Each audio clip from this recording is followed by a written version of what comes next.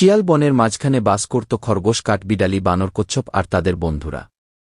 বনের সবাই মিলে আনন্দে কাটার দিন, কেউ কারো সাথে ঝগড়া করত না। খরগোশ ছিল সবচেয়ে চঞ্চল, সে সারাদিন লাফিয়ে বেড়াত। কাঠবিড়ালি গাছ থেকে গাছে দৌড়ে মজার ফল খুঁজত। বানর ছিল সবচেয়ে দুষ্টু, মাঝে মাঝে সে সবাইকে বোকা বানাত। কচ্ছপ ছিল ধীর কিন্তু বুদ্ধিমান, সবাই তার কথায় গুরুত্ব দিত। বনের আরেক পাশে থাকত শিয়াল, ময়ূর, পান্তা, বক, পেঁচা, টিয়া পাখি, বেজি আর চিতাবাঘ। শিয়াল ছিল চালাক, সে সবার খবর জানত। ময়ূর তার রঙিন পাখা মেলে নাচ দেখিয়ে সবাইকে আনন্দ দিত। পান্তা শান্ত স্বভাবের ছিল, সে সবার ঝগড়া থামাত। পেঁচা ছিল বনের জ্ঞানী, টিয়া পাখি রাতের পাহারাদার।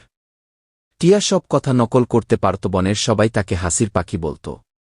বেজি ছিল তীক্ষ্ণ দৃষ্টির আর ক্ষিপ্র, কেউ বিপদে পড়লে ছুটে যেত। চিতাবাঘ ছিল সবচেয়ে শক্তিশালী, কিন্তু সে সবার প্রতিশোধও ছিল। একদিন বনে এলো এক দুষ্টু পরী, তার ছিল দুষ্টু পরী। সে সবার বন্ধুত্ব দেখে হিংসায় বলে উঠল, সে বলল, তোমাদের বন্ধুত্ব আমি ভেঙে দেব। সে মায়াজাদু ছুড়ে দিল, খরগোশ আর কাঠবিড়ালি শুরু করল ঝগড়া। বানর কচ্ছপকে বলল, তুমি ধীর, তুমি আমাদের দলের বোঝাও। পেঁচা বলল, আমি সবার চেয়ে জ্ঞানী, কেউ আমার সমান নয়। চিতাবাঘ গর্জন করে বলল, আমি রাজা, সবাই আমার কথা শুনবে। বনজুড়ে অশান্তি ছড়িয়ে পড়ল, বন্ধুরা একে অপরের শত্রু হয়ে উঠল।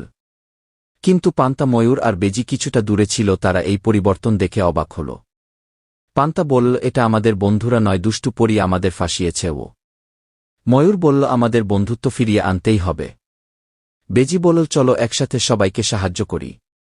তারা তিনজন মিলে খুঁজতে লাগল দুষ্টু পরীকে, অবশেষে তাকে পেল এক ঝোপের আড়ালে। পান্তা বলল, তুমি আমাদের বন্ধুত্ব নষ্ট করতে পারবে না, ভালোবাসা কখনো হারে না। ময়ূর তার রঙিন পাখা মেলে আলো ছড়াল, সেই আলো পরীর জাদু ভেঙে গেল।